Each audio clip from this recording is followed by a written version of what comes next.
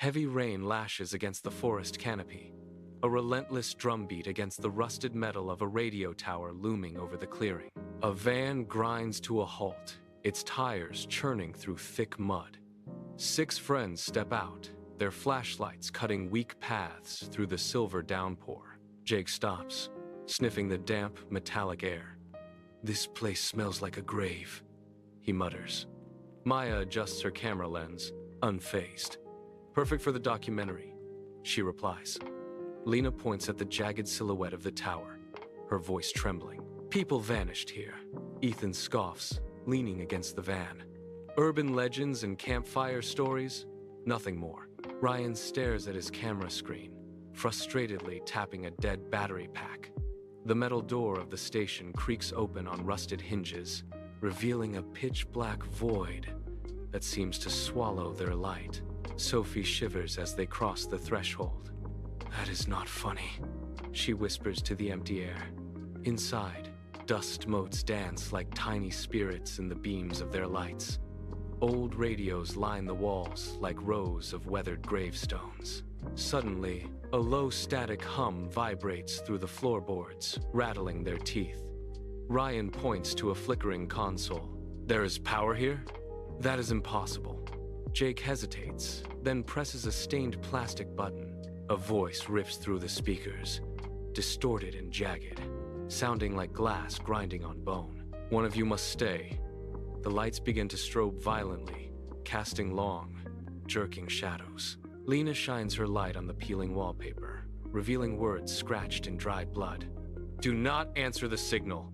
Ryan sets his drone down to scan the dark hallway, his hands shaking. The drone monitor shows a dark figure looming directly behind Ryan. He spins around, but the hallway is empty. He walks toward the drone, his breath coming in ragged gasps. The static grows into a deafening, metallic roar. A scream echoes through the station. The group rushes toward the sound, their lights swinging wildly.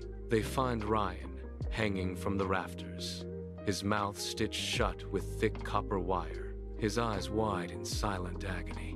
Maya lunges for the exit, but the heavy steel door slams shut with a finality that chills their blood. Radios across the room ignite at once, a symphony of white noise. A woman's voice whispers from every speaker simultaneously. "You listened. Now you belong here." Lena finds a yellowed newspaper clipping. Radio host murdered 5 teens in 1987. Final victim never found. A rhythmic humming begins to pulse from the walls. Sophie's nose starts to bleed, red drops staining her shirt. "Do you hear the singing?" she asks, her eyes glazing over. The lights die completely. In the absolute darkness, Jake vanishes without a sound. A manic laugh erupts from the floor above. They rush up the stairs to find Jake staring into a cracked mirror. His reflection grins with impossible teeth, while his real face remains frozen in horror. A pale, elongated hand reaches out from the glass, dragging Jake screaming into the frame. Blood sprays the mirror like a macabre painting.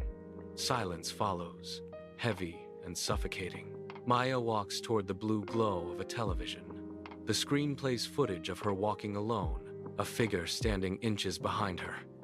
She spins, hitting empty air. She turns back, and the figure is right there. A hand lunges from the screen, snapping her neck with a sickening crack. The remaining 2 flee into the shifting labyrinth of the station. They find the radio host sitting at a desk, his eyes nothing but voids of black ink. "Stay on the air," he rasps. The speakers scream a frequency so high that Lena's ears burst before she collapses. Ethan runs alone, the walls shifting around him like a living thing. Invisible hands yank Sophie into the shadows, her plea for help cut short. Ethan breaks through the exit, stumbling onto the road at dawn. Police sirens wail in the distance. An officer rushes to him, grabbing his shoulders. "Where are your friends?" Ethan looks back at the empty forest where the tower once stood. "They are still broadcasting," he whispers.